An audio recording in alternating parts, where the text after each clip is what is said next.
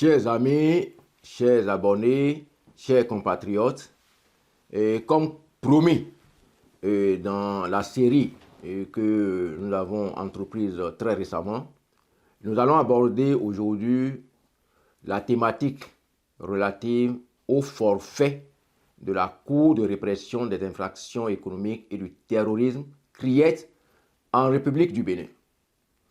L'animosité du régime du nouveau départ n'est pas une personne, ni aucune couche sociale.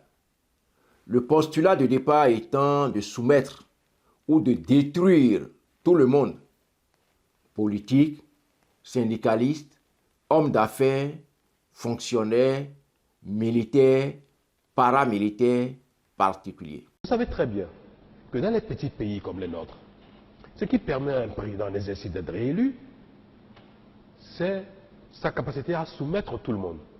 Quand tous les députés sont à sa solde, quand tous les maires sont à sa solde, quand tous les élus locaux sont à sa solde, quand tous les commerçants le craignent sont à sa solde, quand les partis politiques sont affaiblis sont à sa solde, sa réélection est facile. Oui, mais la question que René Talon posait tantôt, oui. Est-ce que le président, parce que c'est un mandat unique, ne se dira qu'il n'a plus rien à perdre, donc il gouverne comme il veut? Ne soyez pas sourds à ce que je dis. Ce qui permet à un président d'être réélu avec assurance, ce qui assure la réélection d'un président, ce n'est pas son mandat, ce n'est pas sa performance, ce n'est pas son résultat.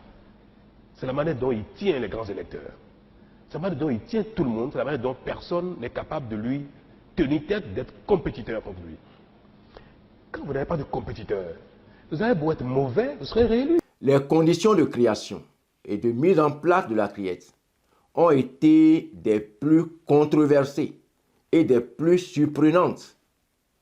L'Assemblée nationale du Bénin a délibéré et adopté en sa séance du 18 mai 2018 avec une minorité de 18 députés présents la loi numéro 2018-13 du 2 juillet 2018 modifiant et complétant la loi numéro 2001-37 du 27 août 2002 portant organisation judiciaire en République du Bénin et création de la Cour de répression des infractions économiques et du terrorisme, CRIET.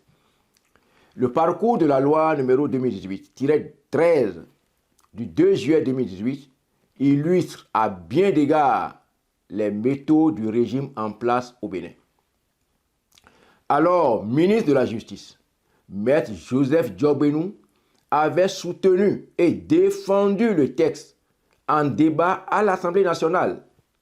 Le temps que la loi soit votée, le ministre a changé de statut, devenant président de la Cour constitutionnelle et donc appelé à se prononcer sur la constitutionnalité de la même loi.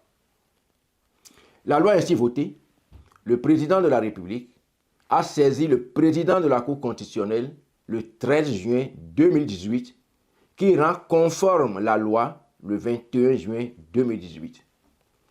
Sur le plan politique, l'on pouvait déjà percevoir la lutte contre la corruption et l'impunité comme une lutte ciblée visant singulièrement les acteurs politiques opposés au pouvoir de Talon.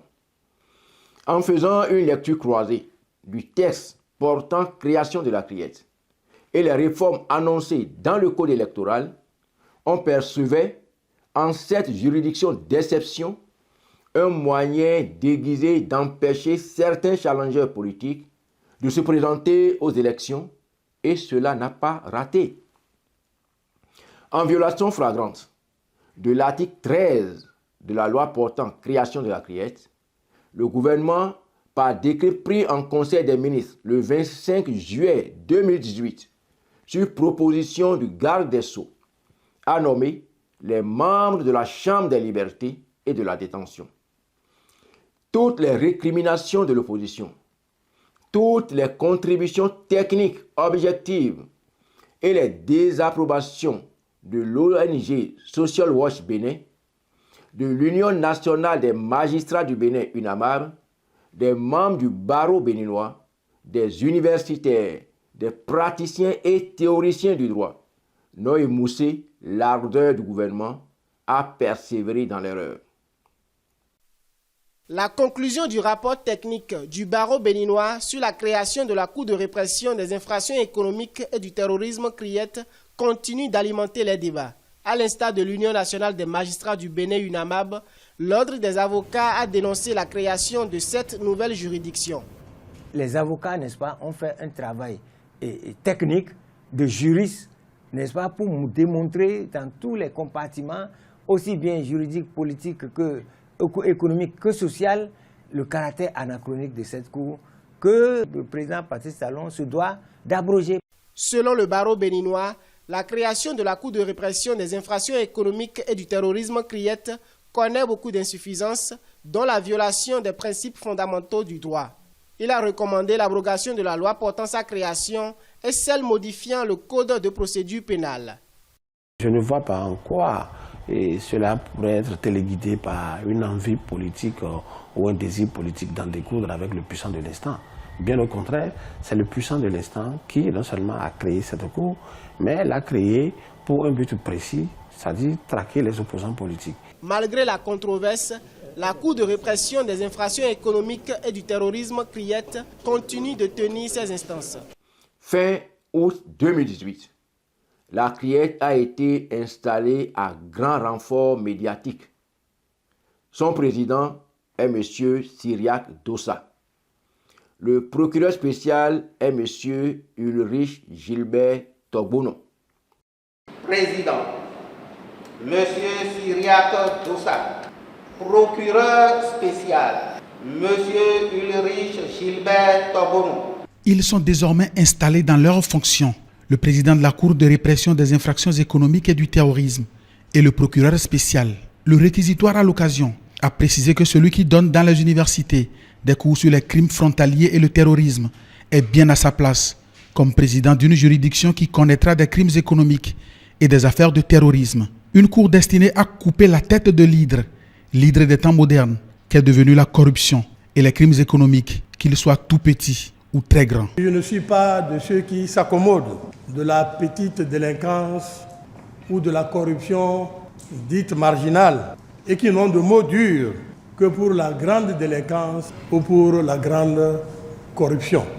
La délinquance est la délinquance. La corruption est la corruption.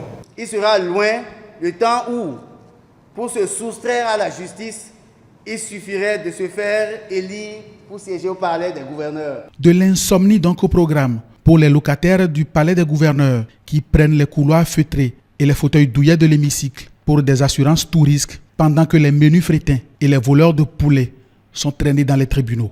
Le temps est présent venu d'inverser la tendance pour imposer, sinon la vertu, du moins le respect de la valeur travail, le respect du bien public, le respect de l'autorité de l'État. C'est aussi le temps de la justice qui nous assure à nous tous la sécurité face aux menaces terroristes dont le trafic de drogue et le trafic ainsi que le blanchiment des capitaux assurent le financement.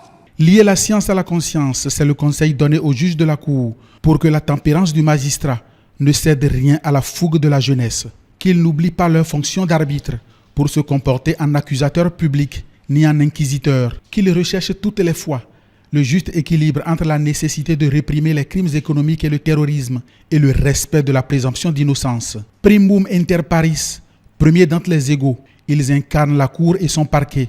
Ils récolteront donc en premier le respect, mais aussi la couronne d'épines en cas d'échec. Cette cérémonie d'installation arrive dans un contexte national particulier. Il y a comme un sentiment de lassitude face à la recrudescence des crimes économiques en général et de la corruption en particulier.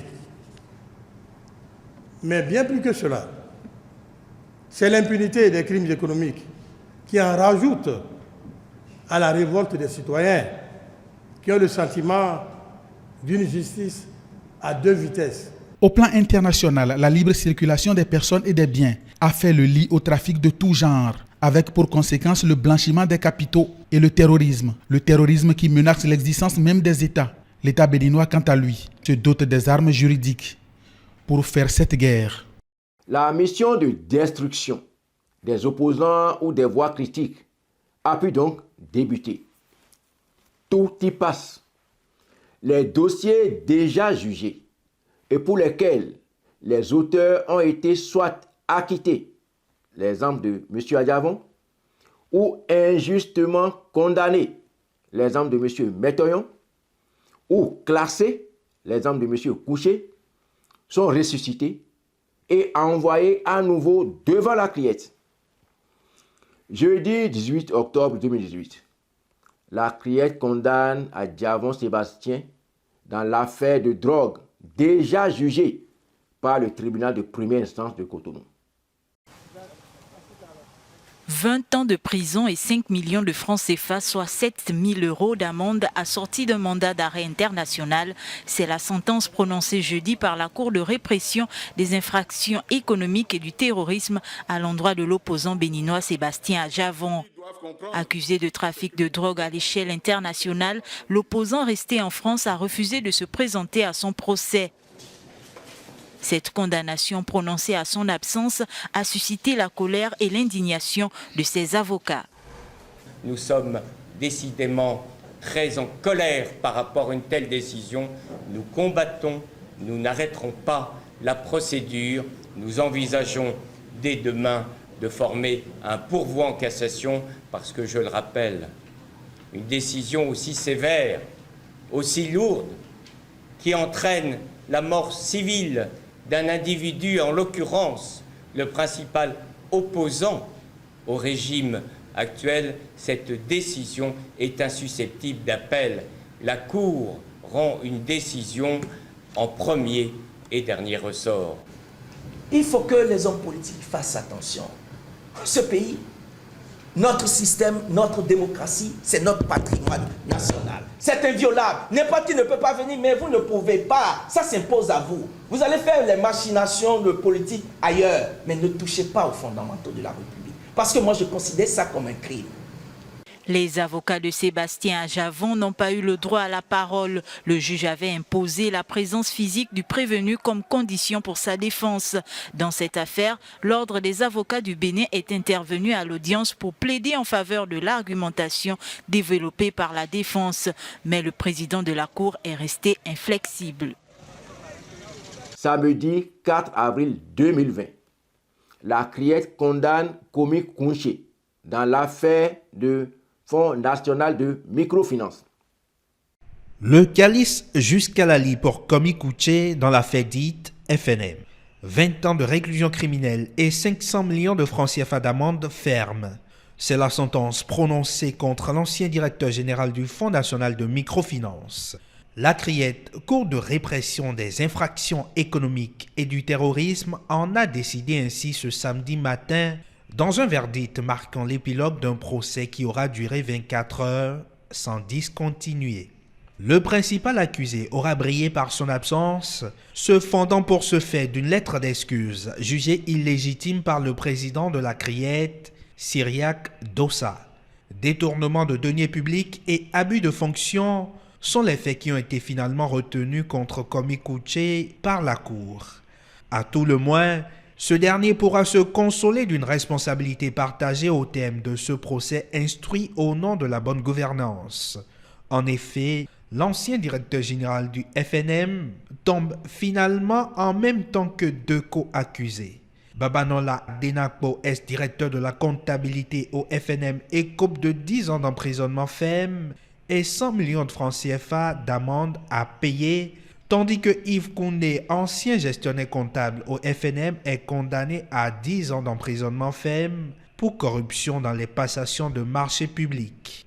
Dans cette même affaire, 6 structures des systèmes financiers décentralisés ont également été retenues dans les liens de complicité de détournement de deniers publics et condamnées à 500 millions d'amendes chacune. La part belle à l'État béninois pour qui tombe au civil presque 21 milliards de francs CFA à titre de dommages-intérêts à payer solidairement par Komi Couché, ses 2 autres co-accusés condamnés et les 6 structures de microfinance épinglées. Dans la décision rendue par la criette, Il est également question de chance pour 2 accusés. L'ancien président du conseil d'administration et l'ex-agent comptable du FNM, purement et simplement acquitté par la Cour.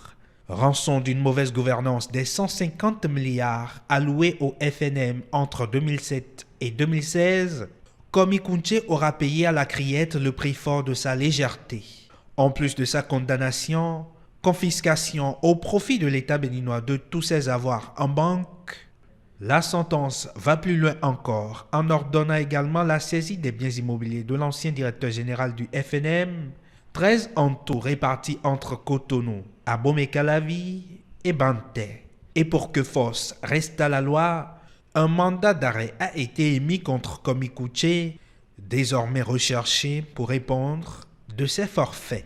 J'aurais pu connaître le même sort en septembre 2018 avec les anciens ministres Yaya Aboubakar, Simplice Kodjo, Amadou Fatouma Djibril, devant cette cour d'exception, condamné et jeté en prison avec d'autres camarades députés, Idrissou Bako, Yaya Garba, sur le plan du ministre Séverin que l'homme avait prospéré.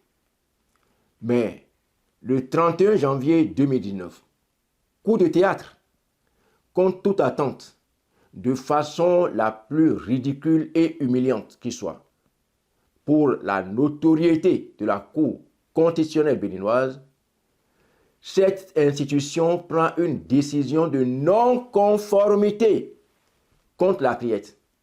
En effet, saisie par un collège d'avocats en novembre 2018, la Cour constitutionnelle a fini par prendre le jeudi 31 janvier 2019 une décision sur la loi portant création de la criette. Il s'agit de la décision DCC 19-055 qui déclare contraire à la Constitution l'alinéa 2 de l'article 12 de la loi numéro 2018-13 modifiant et complétant la loi numéro 2001-31 du 27 mai 2002, laquelle loi avait été totalement et intégralement déclarée conforme dans toutes ses dispositions à la Constitution du 11 décembre 1990 par la même Cour constitutionnelle dirigée par le professeur Joseph Diogbenou 7 mois plus tôt, c'est-à-dire le 21 juin 2018. Pour le juriste Landry Adelakun, au micro de Bénin Web TV, je cite, « Une fois qu'une loi a pris par le scanner de la Cour constitutionnelle, il y a autorité de la chose jugée. C'est classique. La Cour n'est peut-être pas à sa première, mais cette fois-ci, je trouve qu'il s'agit d'un véritable séisme constitutionnel. » Fin de citation. Malgré cette décision de la Cour constitutionnelle intervenue depuis des mois, décision pourtant sans recours, les députés n'ont pas daigné corriger l'imperfection qui se trouve dans la loi instituant la criette. Le même article a été criblé par les juges de la Cour africaine des droits de l'homme et des peuples le 28 novembre 2019 lors du procès opposant Sébastien Diavon à l'État béninois. Ce qui donne l'impression à l'international que le Bénin ne respecte pas les clauses internationales en matière du respect des droits de l'homme. Silence radio du gouvernement béninois par rapport à la décision de la Cour africaine des droits de l'homme et des peuples. Cette Cour, à travers une décision en date du 7 décembre 2018, a enjoint l'État béninois de suspendre l'exécution de la condamnation de l'homme d'affaires et politique Sébastien Adjavon. Une sentence de 20 ans prononcée par la controversée Cour de répression des infractions économiques et du terrorisme dans l'affaire des 18 kg de cocaïne. L'État béninois disposait de 15 jours pour mettre en application la décision de la Cour communautaire. Amnesty accueille favorablement la décision des juges africains. L'État béninois a ratifié le protocole créant la Cour africaine des droits de l'homme et des peuples et l'État béninois a fait récemment, en 2016, la déclaration permettant aux individus, n'est-ce pas, de pouvoir saisir la Cour africaine lorsqu'ils se sentent violés dans leurs droits. Sébastien Ajavon avait saisi la Cour africaine des droits de l'homme et des peuples en février 2017. Il dénonçait la violation de ces droits par l'État béninois dans l'affaire des 18 kg de cocaïne. Une affaire pour laquelle il a été relâché au bénéfice du doute en 2016. Dans l'attente du délibéré de la Cour communautaire, la criette installée le lundi 27 août 2018 a condamné le 18 octobre 2018 Sébastien Ajavon. La décision de la Cour africaine annule normalement le mandat d'arrêt international. Monsieur Ajavon devrait pouvoir rentrer tranquillement au Bénin à partir de cette décision. Mais tout dépend, n'est-ce pas, du sérieux des autorités de notre pays. Cette affaire tient en haleine les Béninois. Aucune voix officielle provenant de l'exécutif ne s'est prononcée sur la décision de la Cour africaine des droits de l'homme et des peuples.